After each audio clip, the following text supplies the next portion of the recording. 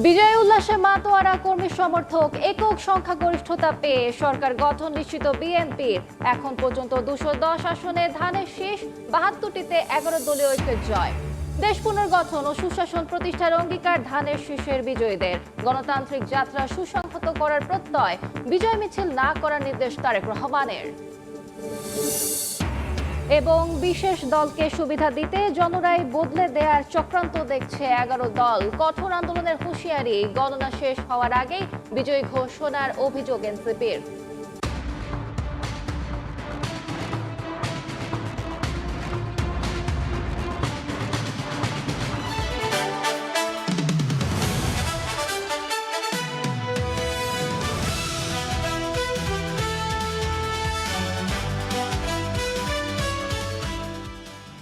দর্শক, গতকাল অনুষ্ঠিত হয়ে গেল জাতীয় সংসদ নির্বাচন এবং গণভোটের ভোট গ্রহণ। নির্বাচনের সবশেষ ফলাফল জানতে চোখ রাখুন সময় টিভির পর্দায়।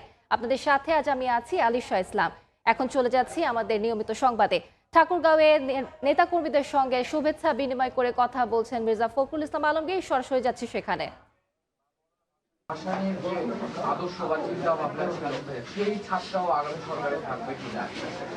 এটা বিএনপির সরকার। আপনার বিএনপির যাবতীয় উদ্দেশ্য, ম্যানিফেস্টো, তার যে ঘোষণাপত্র, সেটাই থাকবে।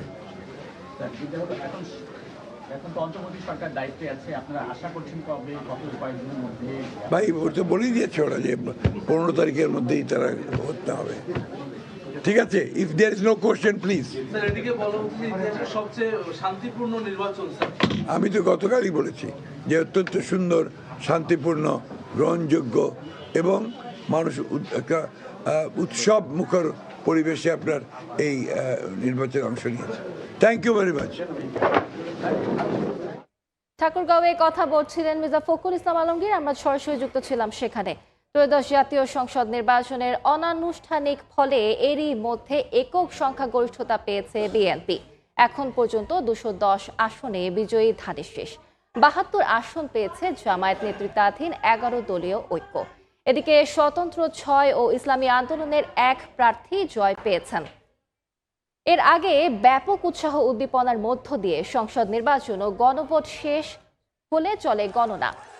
আসনে বিভিন্ন আসনের কেন্দ্রভিত্তিক ফল। এর মধ্যে ঢাকা 17 আসনে বিজয়ী হয়েছেন বিএনপি চেয়ারম্যান তারেক রহমান। ঠাকুরগাঁও 1 আসনে বিজয়ী হয়েছেন ধানের শীষের প্রার্থী মির্জা ফখরুল ইসলাম আলমগীর। ঢাকা 15 আসনে জয়ী হয়েছেন জামায়াত আমির ডাক্তার শফিকুর রহমান। বিভিন্ন আসনে বিজয়ী প্রার্থীর পক্ষে আনন্দ উল্লাসে মেতেছেন কর্মী সমর্থকরা।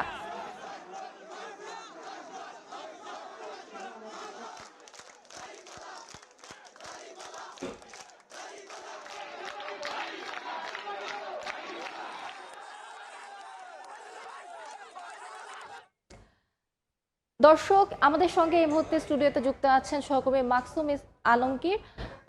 মাকসুম, আপনার কাছ থেকে আমরা এখন জেনে নিব সবশেষ নির্বাচনের খবরাখবর। আপনি আমাদেরকে জানাবেন দেশের বিভিন্ন প্রান্তের সহকর্মীরা তো যুক্ত রয়েছেন, তাদের কাছ থেকে মাঠ পর্যায়ের ফলাফল জানাবেন। আলিশা, ধন্যবাদ। আমরা আসলে গতকাল থেকেই আমাদের মাঠ পর্যায়ে যে রিপোর্টাররা আছে তাদের কাছ থেকে আসন ভিত্তিক এমনকি যেই হেভিওয়েট নেতারা, হেভিওয়েট প্রার্থীরা কথা বলছিলেন কিংবা ইলেকশন কমিশনের যেই কথা সেগুলো আমরা শুনছিলাম। আমরা একটু কাউসারা কুমুর কাছে এই মুহূর্তে যেতে চাই। তিনি আমাদের সাথে যুক্ত হয়ে তিনি যেখানে আছেন সেখান থেকে সবশেষ খবর জানাবেন। ৭৭টি ফলাফল ইতোমধ্যে ঘোষণা করেছে নির্বাচন কমিশন এবং আর মাত্র 21 থেকে 22টি আসনের ফলাফল ঘোষণা করলেই কিন্তু এই ফলাফল বেসরকারি যে ফলাফল নির্বাচন কমিশনের, সেই বেসরকারি ফলাফলটি ঘোষণা করে ফেলবে নির্বাচন কমিশন, অর্থাৎ ফলাফল ঘোষণার কাজটি সম্পন্ন করে ফেলবে।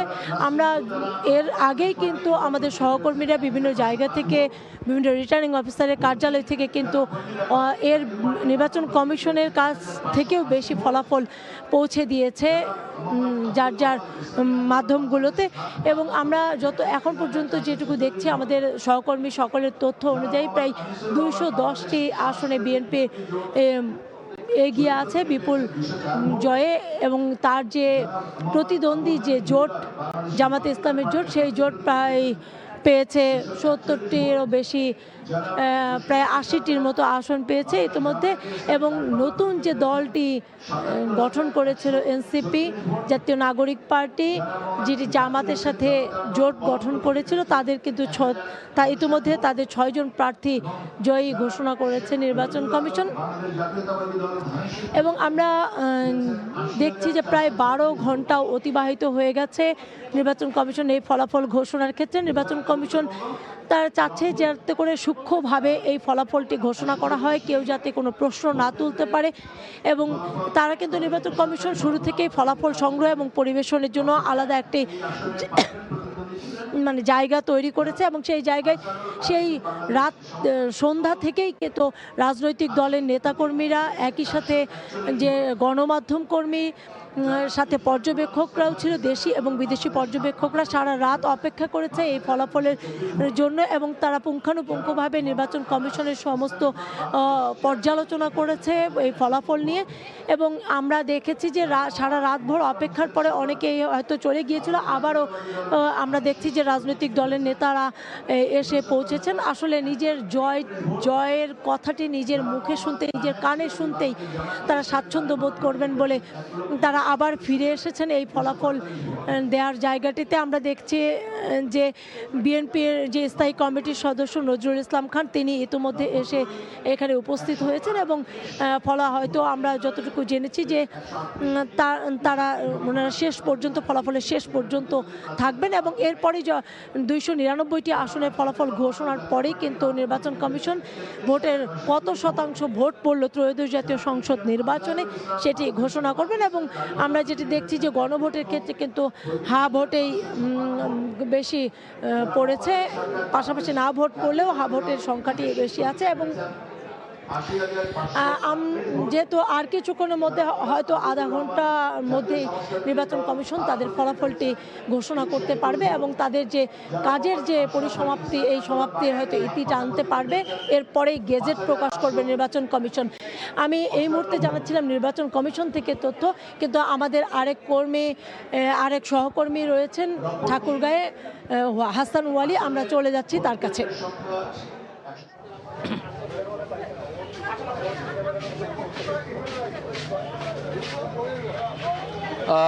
আমি এই মুহূর্তে রয়েছি ঠাকুরগাঁও সদরে। আপনি জানেন যে গতকাল প্রায় 1 লক্ষ ভোটের ব্যবধানে মহাসচিব মির্জা ফখরুল ইসলাম আলমগীর ঠাকুরগাঁও 1 আসনে বিজয়ী হয়েছেন। একটু আগেই তিনি আমাদের সঙ্গে কথা বলেছেন আগামী দিনে বিএনপি সরকার গঠন থেকে কেন্দ্র করে জাতীয় সরকার গঠন সব কিছু নিয়েই কিন্তু আসলে তিনি কথা বলেছেন। জুলাই জাতীয় সনদে কথা বলেছেন। আমরা তার বাসভবনে রয়েছে, আমরা কিন্তু দেখছি নেতাকর্মীদের জটলা, যারা আসলে তার সঙ্গে দেখা করতে এসেছেন এই ভোরেই অপেক্ষা করছেন, কথা বলেছেন। সেটা আপনাকে যদি শুরুতে একটু ঠাকুরগাঁও 1 আসন, যেটি আসলে দেশের একটি আলোচিত আসন হিসেবে বিবেচিত হয়ে আসছে এই নির্বাচনের আগ থেকে, আমরা একটু সেখানকার ফলাফল যদি জানাতে চাই।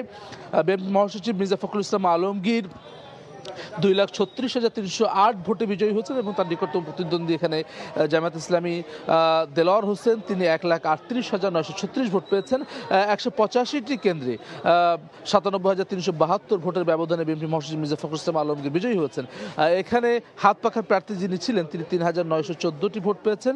সব মিলে সুষ্ঠুভাবেই কিন্তু নির্বাচন সম্পন্ন হয়েছে। কোনো ধরনের বড় ধরনের অভিযোগও কিন্তু আসলে প্রার্থী বা কোনো রাজনৈতিক দলের পক্ষ থেকে কিন্তু আমরা আসলে পাইনি। একটু আগে বিএনপি মহাসচিব কথা বলছিলেন গণমাধ্যমের সঙ্গে, সেখানেও কিন্তু তিনি বলেছেন যে সুষ্ঠু নির্বাচন হয়েছে, শান্তিপূর্ণ নির্বাচন হয়েছে, সেই কথা তিনি বলেছেন। একই সঙ্গে জুলাই জাতীয় সনদে তিনি কথা বলেছেন, যেহেতু একই সঙ্গে গণভোট ছিল এবং সেখানে বিজয়ী হয়েছে। তিনি বলেছেন যে বিএনপি যে সংস্কারের পক্ষে জুলাই জাতীয় সনদে তারা সই করেছে এবং এটি ধীরে ধীরে তারা বাস্তবায়ন করবে, সেটি তিনি বলেছেন। একই সঙ্গে বিএনপি যে 31 দফা রয়েছে, যে 31 দফার মধ্য দিয়ে তারা যে সংস্কার মালা সেটি উপস্থাপন করেছিল দেশের সামনে, মানুষের সামনে, সেটিও তারা মাথায় রেখে আসলে দেশ পরিচালনা করবে। একই সঙ্গে যেই ফ্যাসিস্ট বিরোধী আন্দোলনে যেসব রাজনৈতিক দল বিএনপির সঙ্গে একসঙ্গে যুগপৎ আন্দোলনে রাজপথে ছিল, তাদেরকে নিয়ে জাতীয় সরকারের যে কমিটমেন্ট, যে প্রতিশ্রুতি বিএনপি ছিল, সেটিও তিনি আজকে বলেছেন যে সেটি মাথায় রেখেই বিএনপি সরকার গঠন করবে। এবং তিনি বলছেন যে যেই গণতান্ত্রিক পরিবেশের জন্য আসলে দীর্ঘ লড়াই, সেই দীর্ঘ লড়াই, সে গণতন্ত্র যাতে করে সুসংহত হয়, আর সেই জন্য বিএনপি কাজ করবে, মানুষের কল্যাণে কাজ করবে, এমন প্রত্যাশা, এমন প্রতিশ্রুতির কথা তিনি বলেছেন। আমরা একটু খুলনায় যেতে চাই। খুলনায় আছেন আমার সহকর্মী আব্দুল আল মামুন রুবেল, তিনি জানাবেন সেখানকার সবশেষ। বিএনপির একক সংখ্যাগরিষ্ঠতার মতো খুলনায়ও কিন্তু 6টি আসনে বিএনপি অধিকাংশ আসনে জয়লাভ করেছে। ত্রয়োদশ জাতীয় সংসদ নির্বাচনের ফলাফলে আসলে তেমনটি দেখা যাচ্ছে। খুলনার 6টি আসনের মধ্যে বিএনপি মনোনীত প্রার্থীরা 4টি আসনে জয়লাভ করেছেন, বাকি 2টি আসনে জয়লাভ করেছেন জামায়াত প্রার্থীরা। তবে এই 6টি আসনের ফলাফল বিশ্লেষণ করলে দেখা যায় যে এখানে আসলে দুটি বড় চমক রয়েছে। এর মধ্যে একটি হচ্ছে খুলনা 2 আসন, যে আসনে কিন্তু এর আগে সংসদ সদস্য এবং দীর্ঘদিনের প্রবীণ রাজনীতিবিদ নজরুল ইসলাম মঞ্জু বিএনপির যিনি ধানের শীষ প্রতীকে লড়াই করেছিলেন, তিনি আসলে পরাজিত হয়েছেন অ্যাডভোকেট জাহাঙ্গীর হোসেন হেলালের কাছে। নতুন মুখ অ্যাডভোকেট জাহাঙ্গীর হোসেন হেলাল জামায়াতের প্রার্থী। হাড্ডাহাড্ডি লড়াই শেষে খুব অল্প ভোটের ব্যবধানে কিন্তু নজরুল ইসলাম মঞ্জু পরাজিত হয়েছেন। অন্যদিকে এই খুলনা 6টি আসনের মধ্যে আরেকটি বড় চমক হচ্ছে খুলনা 5 আসনে, যেখানে জামায়াতের সেক্রেটারি জেনারেল মিয়া গোলাম পরোয়ার পরাজিত হয়েছেন। তিনি পরাজিত হয়েছেন সাবেক সংসদ সদস্য ধানের শীষ প্রতীকের প্রার্থী আলী আসগর লবির কাছে। আলী আসগর লবি এবং গোলাম পরোয়ার, এই দুই প্রার্থীর মধ্যেও কিন্তু হাড্ডাহাড্ডি লড়াই হয়েছে। খুব অল্প ভোটের ব্যবধানে কিন্তু এখানে আলী আসগর লবি জয়লাভ করেছেন। এর পাশাপাশি আমি একটু বলে রাখতে চাই, খুলনা 1 আসনে সর্বোচ্চ ব্যবধানে জয়লাভ করেছেন আমির এজাজ খান, যিনি ধানের শীষ প্রতীকের প্রার্থী। তার প্রতিদ্বন্দ্বী প্রার্থী ছিলেন বা তার নিকটতম প্রতিদ্বন্দ্বী প্রার্থী ছিলেন জামায়াত প্রার্থী কৃষ্ণ নন্দী। এছাড়া খুলনা 3 আসনে রকিবুল ইসলাম বকুল, যিনি বিএনপির কেন্দ্রীয় ছাত্র বিষয়ক সম্পাদক, তিনি আসলে জয়লাভ করেছেন। এবং খুলনা 4 আসনে আজিজুল বাড়ি হেলাল ধানের শীষ প্রতীক নিয়ে জয়লাভ করেছেন। এছাড়া খুলনা 6 আসনে কিন্তু আবুল কালাম আজাদ জামায়াত প্রার্থী, তিনি জয়লাভ করেছেন। একটু বলে রাখতে চাই, এই জয়লাভের পরেও কিন্তু খুলনাতে আজকে আনুষ্ঠানিকতা এখন পর্যন্ত কোনো কিছু নেই বিএনপির পক্ষ থেকে। তারা আসলে জুমার নামাজের পরে সারা দেশে যে কেন্দ্রীয় কর্মসূচি দেওয়া হয়েছে, সেখানে আসলে দোয়ার অনুষ্ঠানের কথা রয়েছে। তো আমার কাছে এই ছিল খুলনা থেকে আমার কাছে ভোটের বিশ্লেষণের সবশেষ খবর। আমরা একটু নেত্রকোনা যাব, সেখানে রয়েছেন সহকর্মী আলপনা বেগম। কোনো ধরনের হানাহানি এবং অপ্রীতিকর ঘটনা ছাড়াই নেত্রকোনায় 5টি সংসদীয় আসনে অনুষ্ঠিত হয়েছে ত্রয়োদশ জাতীয় সংসদের নির্বাচনের ভোট গ্রহণ। এবং যে ফলাফল আসছিল এবং গতকালকে ফলাফল গণনা শেষে যেটি বেসরকারিভাবে পাওয়া গিয়েছে, নেত্রকোনা জেলার যে 5টি আসনের তার মধ্যে 4টিতেই বিএনপি বিজয়ী হয়েছে এবং একটিতে জামাত ইসলামী বিজয়ী হয়েছে। সেটি হচ্ছে নেত্রকোনা এই দুর্গাপুর কলমাকান্দা নেত্রকোনা 1 আসন, যেটি সেখানে ব্যারিস্টার কায়সার কামাল, এবং নেত্রকোনা 2 সদর বারহাট্টা আসন, যেটি সেখানে ডাক্তার আনোয়ারুল হক বিএনপি থেকে, এবং নেত্রকোনা 3 আসন যেটি আটপাড়া কেন্দ্রা, সেখানেও প্রচন্ড ধরনের হাড্ডাহাড্ডি লড়াই হয়েছে। বিএনপির আরেকজন বিদ্রোহী প্রার্থী ছিলেন স্বতন্ত্র প্রার্থীর সাথে, সেখানেও বিএনপি বিজয়ী হয়েছে। এবং যেটা হয়েছে ভূমিধস বিজয় যেটা হয়েছে নেত্রকোনা 4 আসনের যে হাওড়াঞ্চল, সেখানকার যে সাবেক স্বরাষ্ট্র প্রতিমন্ত্রী লুৎফুজ্জামান বাবর, তিনি আসলে 1,21,000 ভোটের ব্যবধানে পাশ করেছেন। এবং এটি একটি আসলে ঐতিহাসিক বিজয় বলে অনেকেই বলছেন। এবং নেত্রকোনা 5 আসনে যেটি হয়েছে, প্রায় 3,000 ভোটের ব্যবধানে এই যে মাসুম মুস্তফা জামায়াত ইসলামীর যিনি প্রার্থী ছিলেন, তিনি বিজয়ী হয়েছেন। তো এই যে নেত্রকোনার যে 4টি আসন বিএনপি পেয়েছে এবং একটি জামায়াত ইসলামী পেয়েছে, মানুষ মনে করছে যে এই ভোটের যে সমীকরণটি ছিল, এটি হয়তো যে প্রার্থী বিবেচনায় বা নানা সমীকরণে তারা হয়তো এই একটি আসন হারিয়েছে। তারা ভেবেছিল যে 5টি আসনই তারা পেয়ে যাবেন। তো নির্বাচনের যে এই যে ভোটের ফলাফলের এই ছিল আমার কাছে সর্বশেষ। নেত্রকোনা, খুলনা, তারপরে তার আগে ঠাকুরগাঁও এবং এর আগে নির্বাচন কমিশন থেকে আমাদের সহকর্মীরা যুক্ত হয়ে সবশেষ খবর জানাচ্ছিলেন। এবং আসনগুলোতে আমরা যেগুলো দেখছিলাম যে আসলে বিএনপিরই একটা আধিপত্য। খুলনার কথা যদি বলি, 6টি আসনের মধ্যে 5টিতেই আমরা দেখলাম যে বাংলাদেশ জাতীয়তাবাদী দলের প্রার্থী যারা রয়েছেন তাদের যেটা বেসরকারিভাবে যে ফলাফল আমাদের হাতে আসছে, সেখানে তাদের বিজয়ের কথা আমরা জানতে পারছি। ঠিক এখনো যদিও আনুষ্ঠানিক ফলাফল আসেনি, কিন্তু এখনো বিএনপির সংখ্যাগরিষ্ঠতা আমরা দেখতে পাচ্ছি জয়ের ক্ষেত্রে। একদম মাকসুম, আপনাকে ধন্যবাদ। আপনার কাছে আমরা আবারও ফিরবো, আমরা কয়েকটি প্রতিবেদন দেখে আসি। ত্রয়োদশ জাতীয় সংসদ নির্বাচনে বিজয়ের পর দেশ গড়ার অঙ্গীকার করেছেন বিএনপির বিজয়ী প্রার্থীরা। তারা বলেছেন জনগণের রায়কে সম্মান জানিয়ে সুশাসন প্রতিষ্ঠা, জবাবদিহিমূলক রাষ্ট্র ব্যবস্থা গড়ে তোলা এবং গণতন্ত্রের অভিযাত্রাকে আরও সুসংহত করাই হবে তাদের অগ্রাধিকার। মানুষের ভোটের মর্যাদা রক্ষা করে একটি ন্যায়ভিত্তিক ও অংশগ্রহণমূলক রাষ্ট্র গঠন কাজ করার প্রত্যয় ব্যক্ত করেছেন তারা।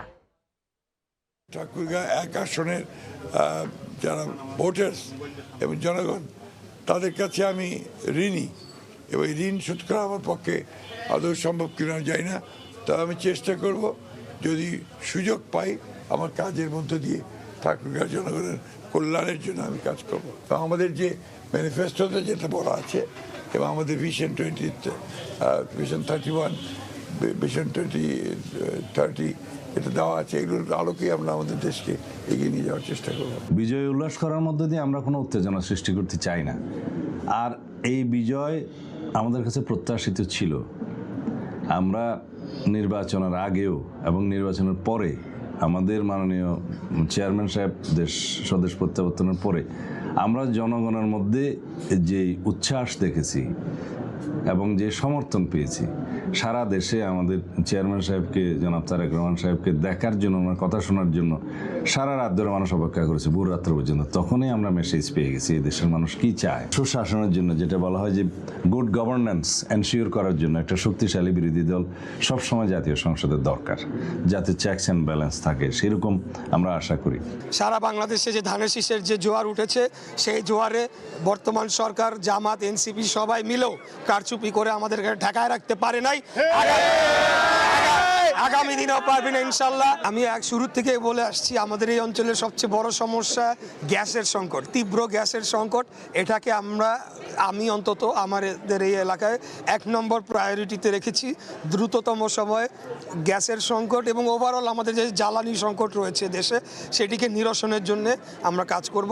আল্লাহর অশেষ রহমত, এবার 84,000 ভোটের ব্যবধানে আমি নির্বাচিত হয়েছি।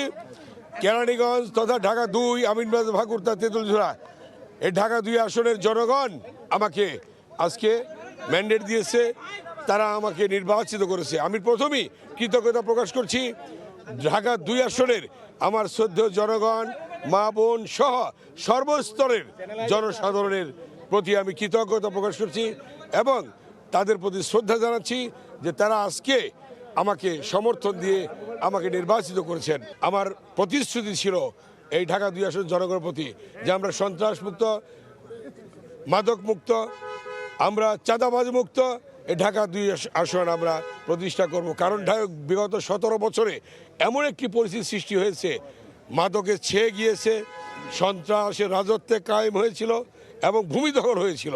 সেগুলি থেকে পরিত্রাণের জন্যে, জনগণকে সেখান থেকে মুক্তির জন্যে আজকে আমি যে প্রতিশ্রুতি দিয়েছি, সেই প্রতিশ্রুতির প্রতি জনগণ তারা সমর্থন দিয়েছেন। অতএব এই ঢাকা 2 আসনের জনগণকে নিয়ে আমি আমার সকল কার্যক্রম পরিচালনা করব। আমি প্রথমত আমার ভোটার এবং আমাদের নেতা কর্মী এবং নির্বাচনে যারা কষ্ট করেছেন আমার জন্য, তাদেরকে ধন্যবাদ জানিয়ে ছোট করব না। তবে আমি কাজের মধ্যে তাদের ঋণ শোধ করতেও পারবো না, তবে তাদের ঋণ আমি চিরদিন মাথায় করে রাখব। আমি তাদেরকে কৃতজ্ঞতা জানানো ছাড়া আমার আর কোনো ভাষা নাই। এটা আসলে আমার জয়লাভ, এটা রূপগঞ্জবাসীর জয়লাভ, এটা আমাদের দেশ নায়ক তারেক রহমান সাহেবের জয়লাভ। কারণ রূপগঞ্জবাসী অনেক বছর ধরে এটার অপেক্ষায় ছিল যে ভোট দেওয়ার জন্য, মানুষের গণতন্ত্রের জন্য, মানুষের অধিকারের জন্য। রূপগঞ্জবাসী, শুধু রূপগঞ্জবাসী না, সারা বাংলাদেশের মানুষ এটার অধিকারে বঞ্চিত ছিল। আমি বলবো এটা রূপগঞ্জবাসীর বিজয়, যাতে আমি রূপগঞ্জবাসীকে সবাইকে নিয়ে একসাথে মিলে দলবল ছেড়ে যে সব ধর্মকে এক করে সবাইকে একসাথে মিলে আমরা একটা স্বপ্নের রূপগঞ্জ করতে চাচ্ছি। প্রত্যেককেই আমি আমার অন্তরের অন্তঃস্থল থেকে আন্তরিকভাবে ধন্যবাদ জানাচ্ছি। আমি আপনাদের সেই শ্রমের মূল্য হয়তো দিতে পারবো না, কিন্তু আগামী দিনে ইনশাল্লাহ আপনাদের যে কোনো বিষয়ে আমাকে আপনারা পাশে পাবেন। মাদারীপুর 3 আসন তথা মাদারীপুরের উন্নয়নের কাজগুলো আমরা করে মানুষের যে দুর্ভোগ দুর্দশা আছে সেটা লাঘব করতে পারি। আর আমাদের ইয়াং জেনারেশন যারা আমাদেরকে নতুন ভোটাররা ভোট দিয়ে বিজয়ী করলো, সেই নতুন ভোটারদের জন্য আমার যে ইচ্ছা আপনারা আগেও শুনেছেন, মাদারপুরে আমরা একটি শিল্পনগরী গড়ে তুলব, ছোটোখাটো শিল্প কলকারখানা গড়ে তুলে আমাদের সেই যুবকরা স্বাবলম্বী হবে, দেশকে উন্নত করবে, নিজেও স্বাবলম্বী হবে। আমি কিছু স্বল্পমেয়াদী দীর্ঘমেয়াদী পরিকল্পনা রেখেছি। যে সকল রাস্তাঘাট স্কুল মাদ্রাসা আমরা দেখেছি অবহেলিতভাবে নির্জনভাবে পড়ে আছে, সেই কাজগুলো ইনশাল্লাহ স্বল্পমেয়াদেই শেষ করব। বিপুল সংখ্যক আসনে নির্বাচিত হওয়ায় দেশবাসীকে আন্তরিক শুভেচ্ছা জানিয়েছে বিএনপি। তবে কোনো আনন্দ মিছিল বা সভা করা যাবে না বলে নেতাকর্মীদের নির্দেশনা দেওয়া হয়েছে। দলের সিনিয়র যুগ্ম মহাসচিব রুহুল কবির রিজভী স্বাক্ষরিত এক প্রেস বিজ্ঞপ্তিতে এই নির্দেশনা দেওয়া হয়েছে। এতে আরও বলা হয়, বাদ-জুমা প্রয়াত সাবেক প্রধানমন্ত্রী বেগম খালেদা জিয়ার আত্মার মাগফিরাত কামনা ও দেশবাসীর প্রতি শুভকামনায় নামাজ শেষে দোয়ার আয়োজন করা হয়েছে। বিএনপি এবং এর সহযোগী সংগঠনের সব পর্যায়ের নেতাকর্মী ও সাধারণ জনগণকে দোয়ায় অংশগ্রহণের অনুরোধ করা হয়েছে। একই সঙ্গে সারা দেশে মন্দির, গির্জা ও প্যাগোডা সহ অন্যান্য উপাসনালয়ে প্রার্থনা করার জন্য অনুরোধ করা হয়েছে।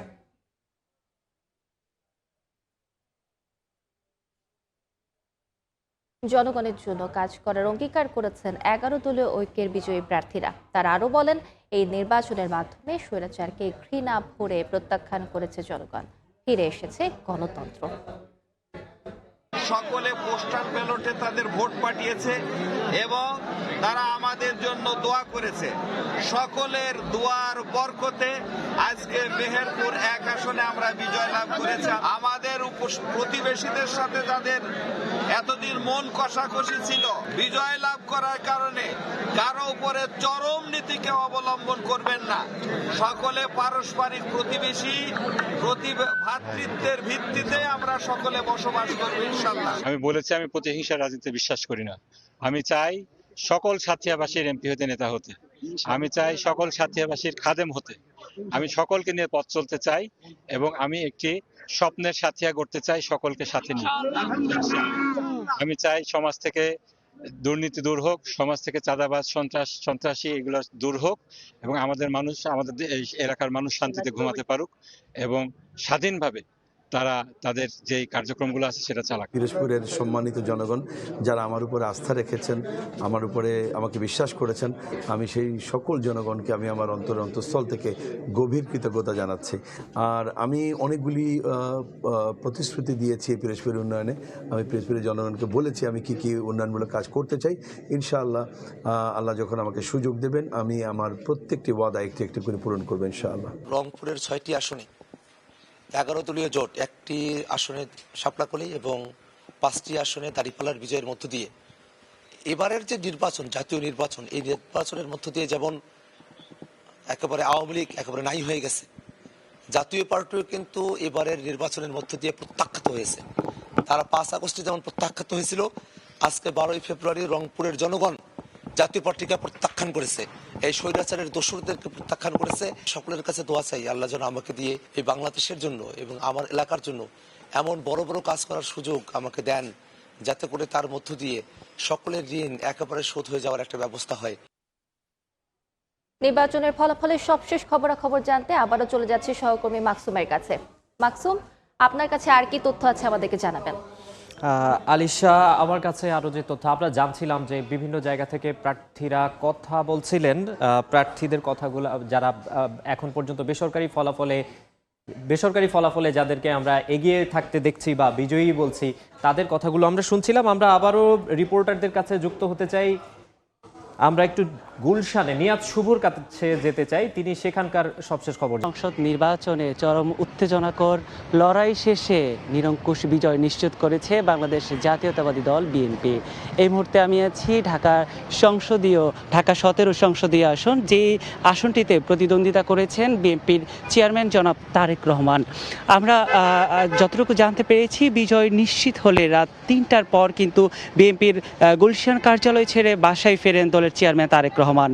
আমি একটু জানিয়ে রাখতে চাই, ঢাকা 17 আসনের বেসরকারি ফলাফল অনুযায়ী তারেক রহমান 72,699 ভোট পেয়েছেন।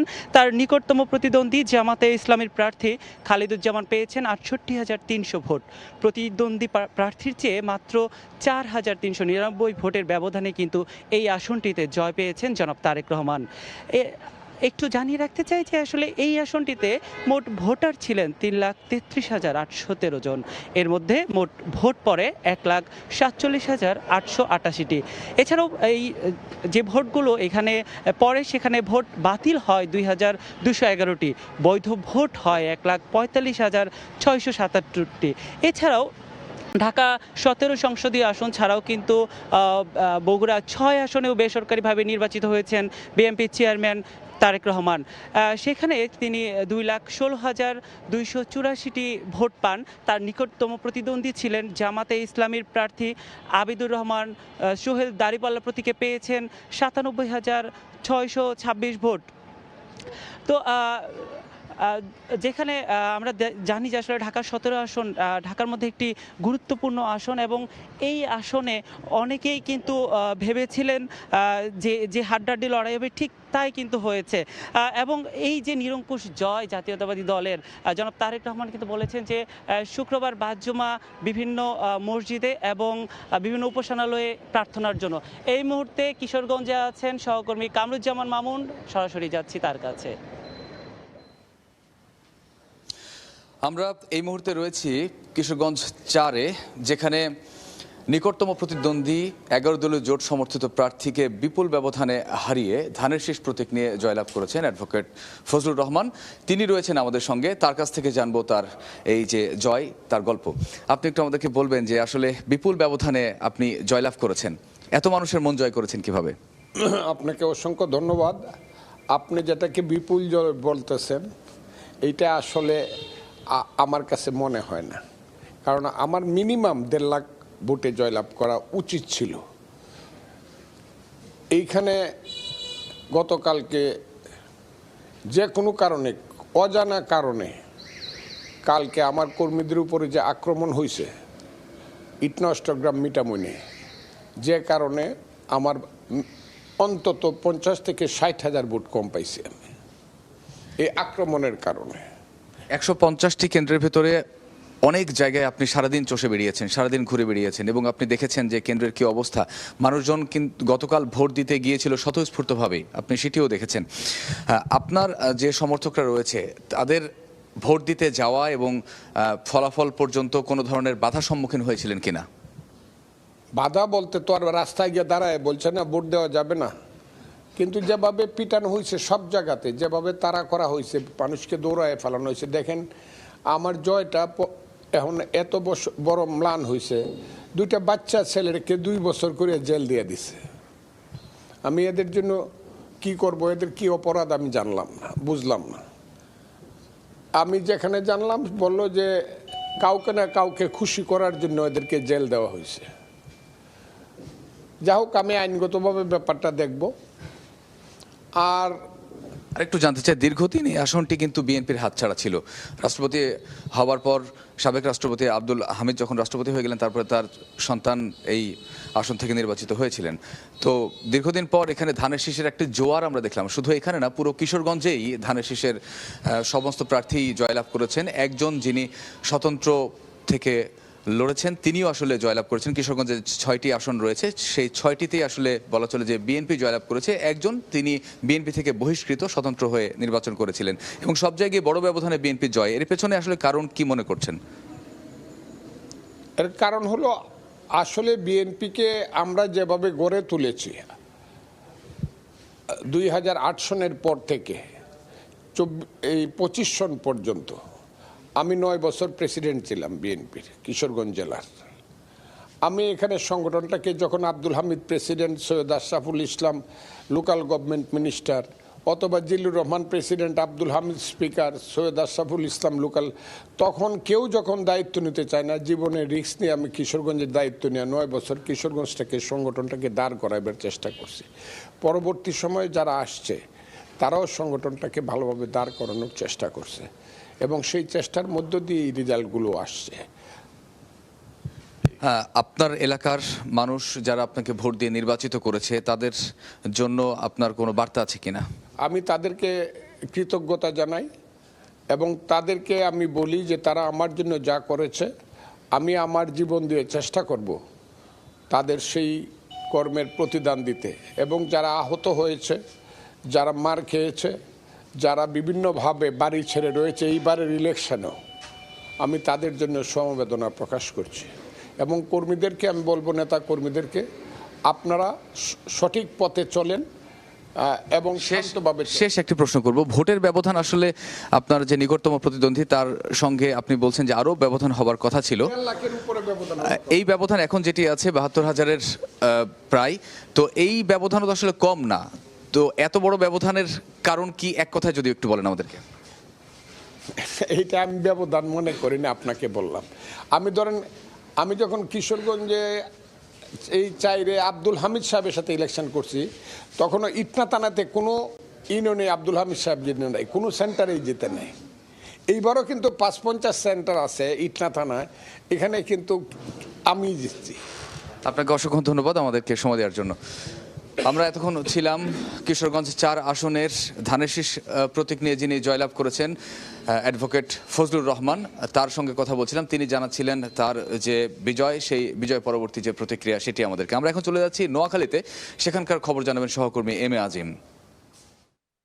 আমি রয়েছি দ্বীপচর হাতিয়ায়। এটি হচ্ছে নোয়াখালী 6 আসন। এখানে কিন্তু বেসরকারিভাবে যে ফলাফল ঘোষণা করা হয়েছে, সে ফলাফলে এনসিপি সমর্থিত যে প্রার্থী হান্নান মাসুদ, তিনি কিন্তু বিজয়ী ঘোষণা করা হয়েছে তাকে। এবং আমরা গতকালকে যখন ফলাফল ঘোষণা করা হয় তখন সেখানে উপস্থিত ছিলাম। তার নিকটতম প্রতিদ্বন্দ্বী হয়েছেন এখানে যে বিএনপি সমর্থিত যে প্রার্থী ধানের শীষে লড়েছেন মাহবুবুর রহমান শামীম, তিনি তার নিকটতম প্রতিদ্বন্দ্বী হয়েছেন। আমরা এই যে নির্বাচন সম্পর্কে যদি একটু বলতে চাই, সেক্ষেত্রে এই যে আসনটি রয়েছে নোয়াখালী 6 আসন, এখানে মোট ভোটার সংখ্যা হচ্ছে 3,39,186 জন। এর মধ্যে টোটাল ভোট প্রদান করেছেন 1,68,965 জন। এই যে টোটাল ভোট যারা ভোট প্রদান করেছেন, এর মধ্যে 91,899টি ভোটই কিন্তু পেয়েছেন এনসিপি সমর্থিত যে প্রার্থী আব্দুল হান্নান মাসাদ। এবং তার নিকটতম যে প্রতিদ্বন্দ্বী তিনি ছিলেন বিএনপির মনোনীত প্রার্থী মাহবুবুর রহমান শামীম। তিনি ধানের শীষ প্রতীক নিয়ে তিনি ভোট পেয়েছেন 64,021 ভোট। এর বাইরে এখানে কিন্তু আরও 10 জন প্রতিদ্বন্দ্বী ছিলেন এবং তাদের ভোটের সংখ্যা খুবই সামান্য। এখানে হাতপাখা প্রতীকের প্রার্থী ছিলেন, এখানে ট্রাক মার্কার গণ অধিকার পরিষদের প্রার্থী ছিলেন। এবং সব মিলিয়ে এখানে কিন্তু যে ভোটারদের উপস্থিতি আমরা দেখেছি এবং গতকালকে কিন্তু আমরা দেখেছি খুব স্বাচ্ছন্দ্যে কিন্তু তারা ভোট প্রদান করেছেন এবং তারা ভোট দিয়ে আনন্দ প্রকাশ করেছেন। এবং তারপরে কিন্তু একে একে ফলাফল আসতে শুরু করে। কিন্তু আমরা দেখেছি যে ফলাফল বেসরকারিভাবে ঘোষণা করতে কিন্তু অনেকটা রাত পার হয়ে গিয়েছে। প্রায় 2:30 থেকে 3:30টার মধ্যে আসলে বেসরকারিভাবে যে ফলাফলটি ঘোষণা করা হয়, সেটিতে হান্নান মাসুদকে বেসরকারিভাবে বিজয়ী ঘোষণা করা হয়। এবং তারপরেই কিন্তু উপজেলা পরিষদ মাঠের প্রাঙ্গণে তিনি শুকরানা নামাজ আদায় করেছেন।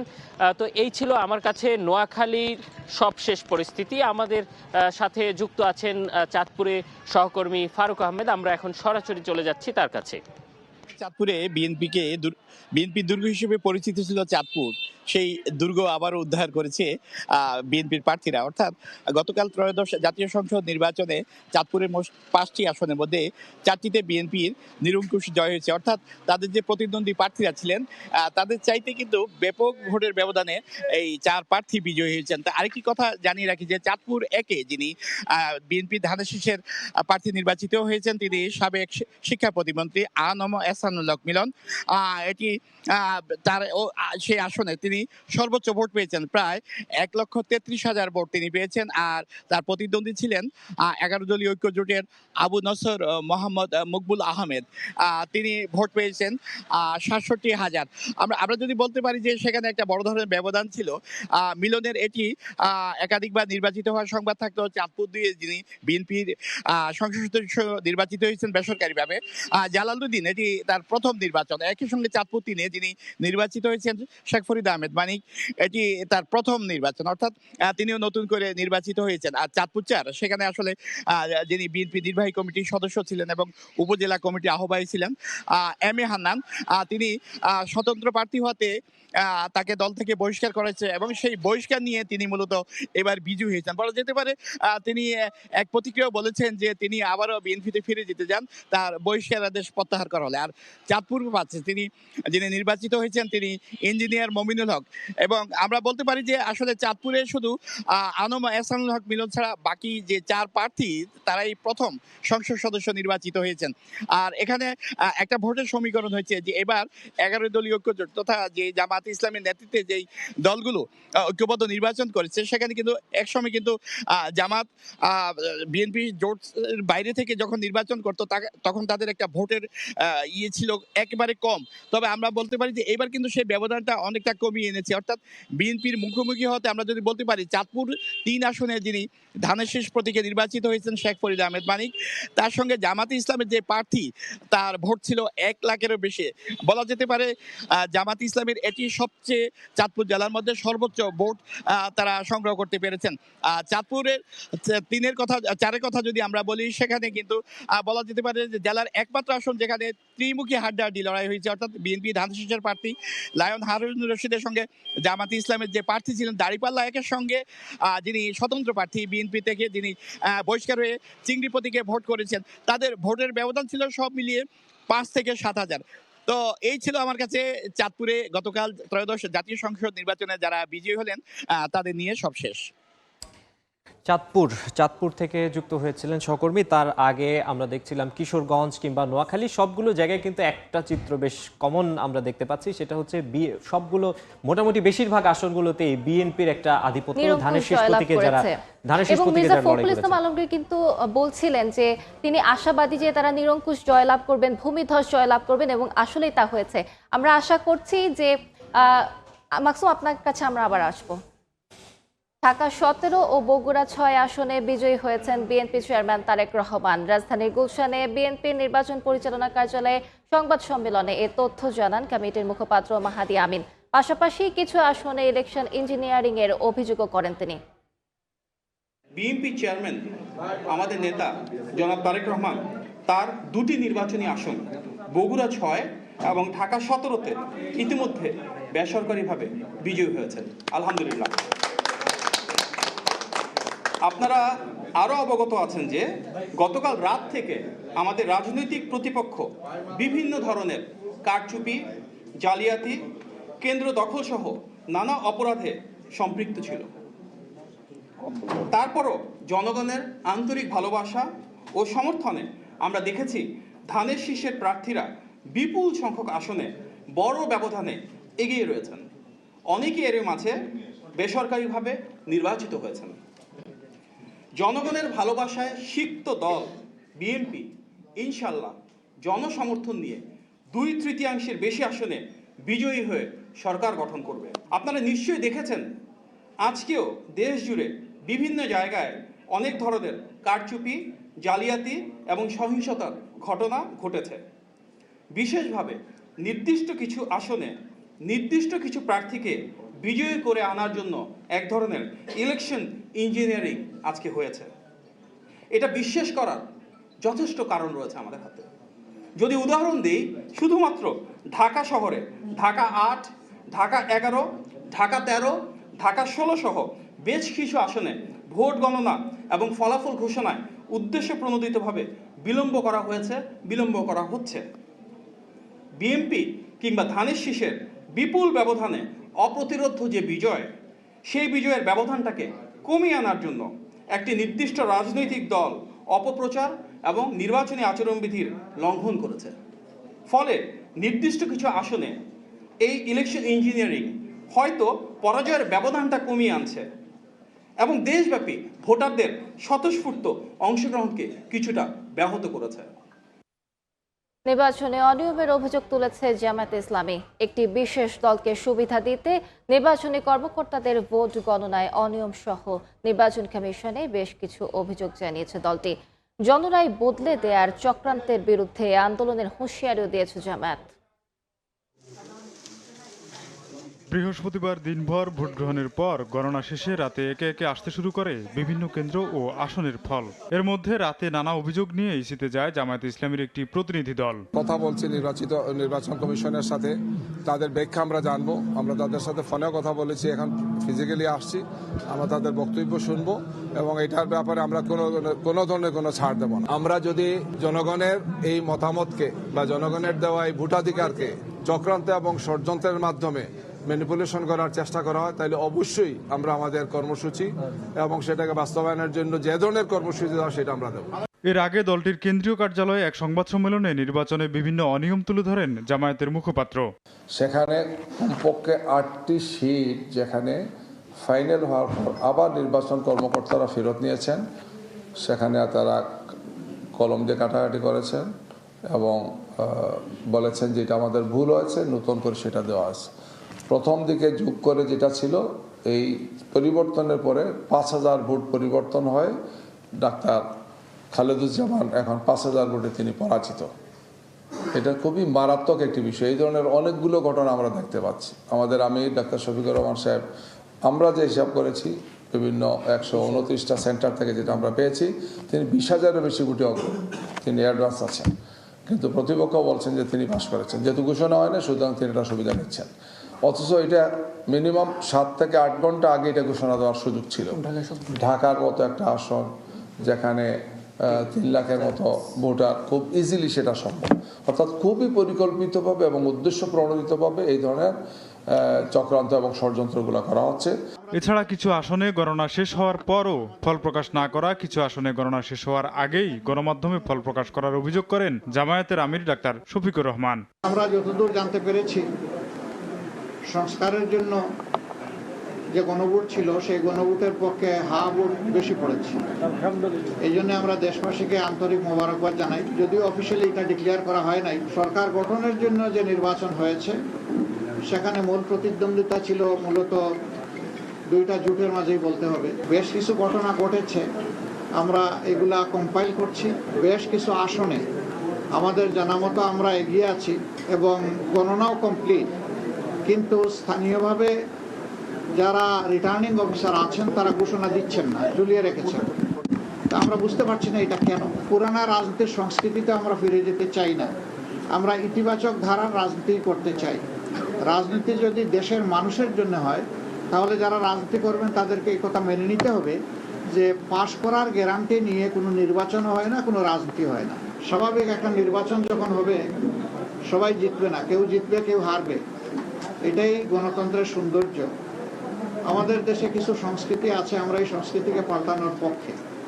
তবে আমাদের কিছু অবজারভেশন আছে, সেই অবজারভেশনগুলো আমরা জাতির সামনে তুলে ধরার পক্ষে। জামায়াতে ইসলামীর নেতৃত্বে ত্রয়োদশ জাতীয় সংসদ নির্বাচনে অংশ নিচ্ছে এনসিপি সহ 11 দলীয় জোট। বসিয়ে রাখা হলো দীর্ঘ সময়। তোফাজ্জল হোসাইন, সময় সংবাদ, ঢাকা। নির্বাচনে কারচুপি গণনা শেষ হওয়ার আগেই গণমাধ্যমে ফল প্রকাশ এবং কোনো কেন্দ্রে গণনা শেষ হওয়ার পরও ফল ঘোষণা না করার অভিযোগ তুলেছে এনসিপি। রাতে বাংলা মোটর কার্যালয়ে জরুরি সংবাদ সম্মেলনে এসব অভিযোগ করেন দলটির মুখপাত্র ও নির্বাচন পরিচালনা কমিটির চেয়ারম্যান আসিফ মাহমুদ সজীব ভুঁইয়া। কিছু জায়গায় খুবই কম মার্জিন আমরা দেখেছি, অনেকেই হেরে গেছেন, অনেকেই জিতে গেছেন।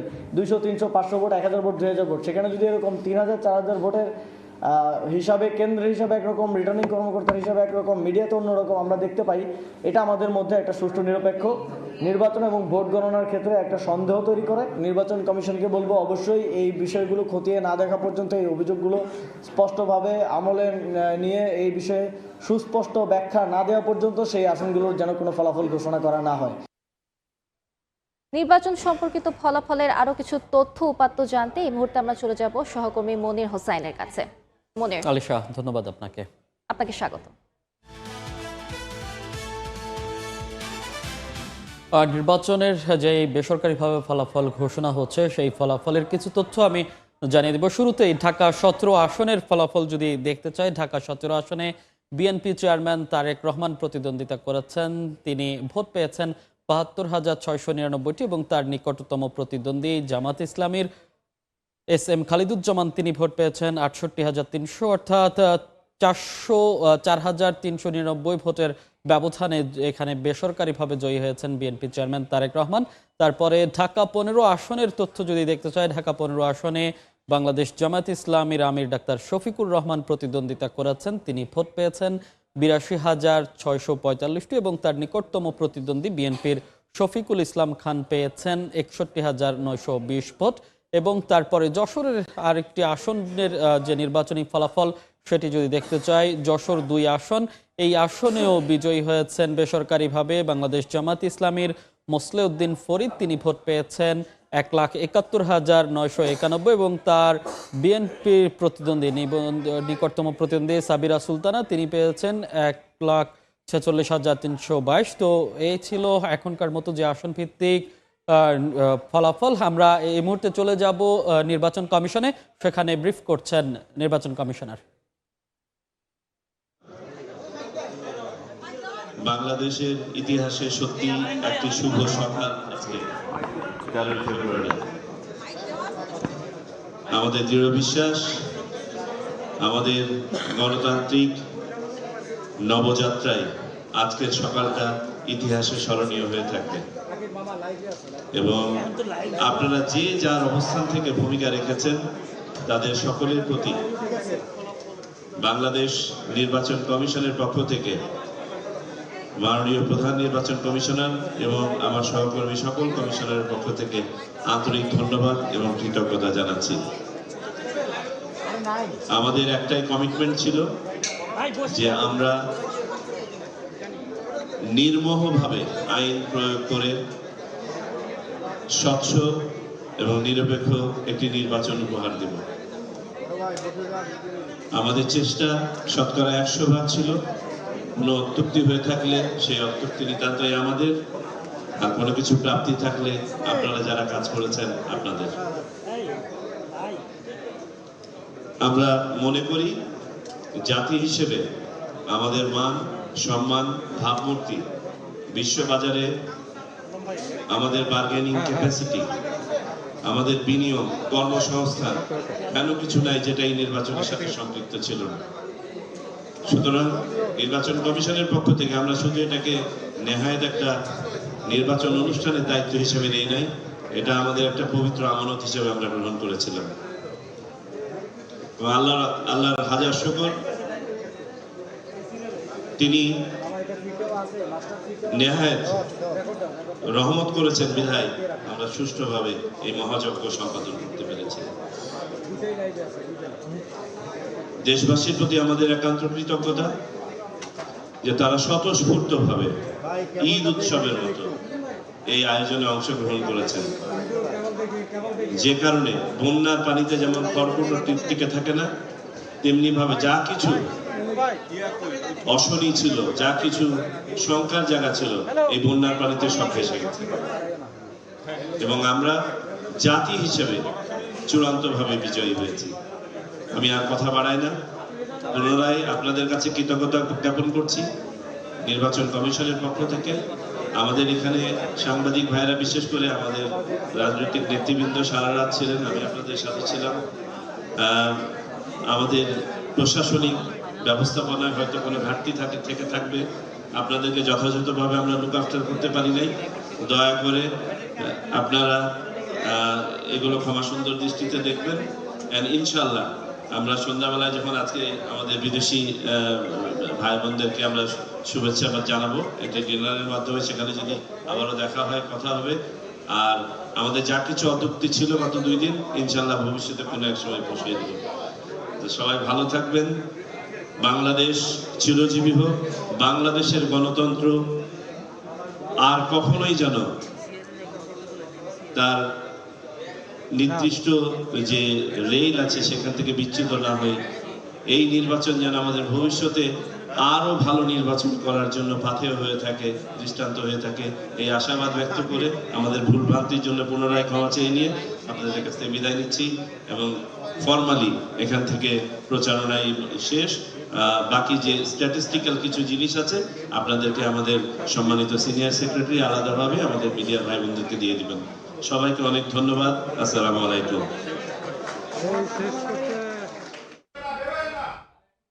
আমরা সরাসরি যুক্ত ছিলাম ইসিতে। বক্তব্য রাখছিলেন আবুল ফজল মোহাম্মদ সানাউল্লাহ।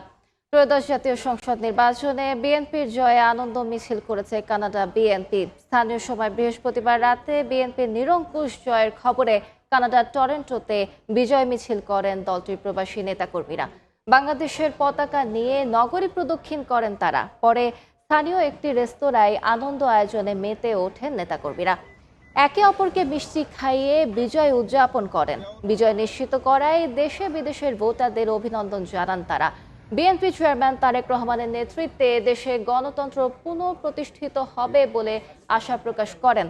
দেশের অর্থনীতি, শিক্ষা সহ সব অঙ্গনে স্বস্তি ফিরবে বলেও আশাবাদ জানান নেতারা।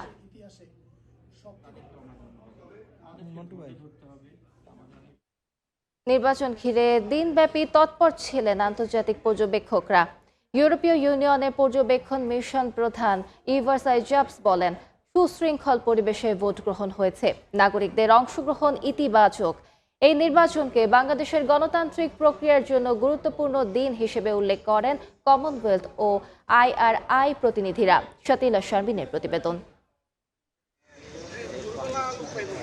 বৃহস্পতিবার দিনব্যাপী নির্বাচন পর্যবেক্ষণে ব্যস্ত সময় পার করেছেন ৪৫টি দেশের ৩৯৪ জন আন্তর্জাতিক পর্যবেক্ষক। পাশাপাশি সংবাদ সংগ্রহে কাজ করছেন ১৯৭ জন বিদেশি সাংবাদিক। ২ শতাধিক পর্যবেক্ষক নিয়ে দেশ জুড়ে সক্রিয় ইউরোপীয় ইউনিয়ন। বৃহস্পতিবার ভোট গ্রহণ শুরুর আগে রাজধানীর সিদ্ধেশ্বরী গার্লস কলেজ কেন্দ্র পর্যবেক্ষণে যান ইইউর প্রধান পর্যবেক্ষক ইভার্স আইজাবসের নেতৃত্বাধীন প্রতিনিধি দল। দুপুরে ঢাকা বিশ্ববিদ্যালয়ে কার্জন হল কেন্দ্র পর্যবেক্ষণ করে গণমাধ্যমকে তিনি জানান, নির্বাচন ও গণভোটে নাগরিকদের অংশগ্রহণকে ইইউ ইতিবাচক হিসেবে দেখছে। পর্যবেক্ষক মিশন সম্পূর্ণ নিরপেক্ষ অবস্থান থেকে প্রক্রিয়াটি মূল্যায়ন করছে বলেও উল্লেখ করেন ইভার্স আইজাবস।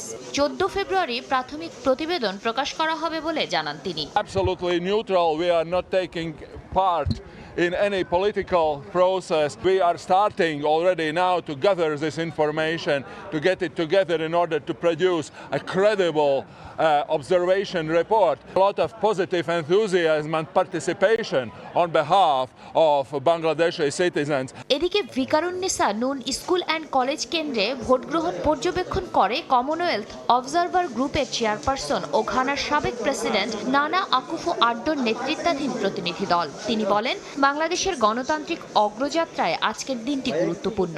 So far so good. It's orderly, it's peaceful. I think the process looks very regular to me. And I'm satisfied that here, at least over here, things are going well.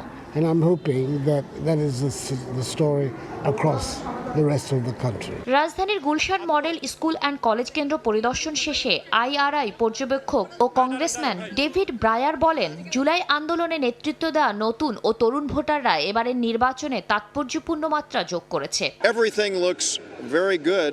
So many people who've said they've never ever cast a vote in the past because their vote never counted. It never mattered.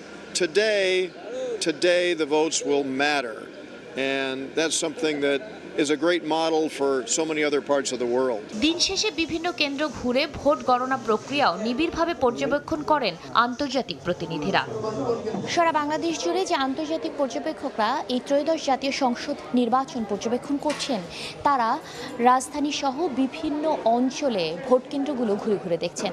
Vote গ্রহণ থেকে শুরু করে vote গণনা পর্যন্ত প্রতিটি পদক্ষেপ তারা পুঙ্খানুপুঙ্খরূপে বিশ্লেষণ করছেন। তাদের এই সমস্ত তথ্যকে একত্র করে যে প্রতিবেদন তৈরি হবে তার জন্য অপেক্ষা করতে হবে আরও কয়েকটি দিন। শাতিলা শারমিন, সময় সংবাদ, ঢাকা। দেখছেন নির্বাচনের সময়, সঙ্গেই থাকুন।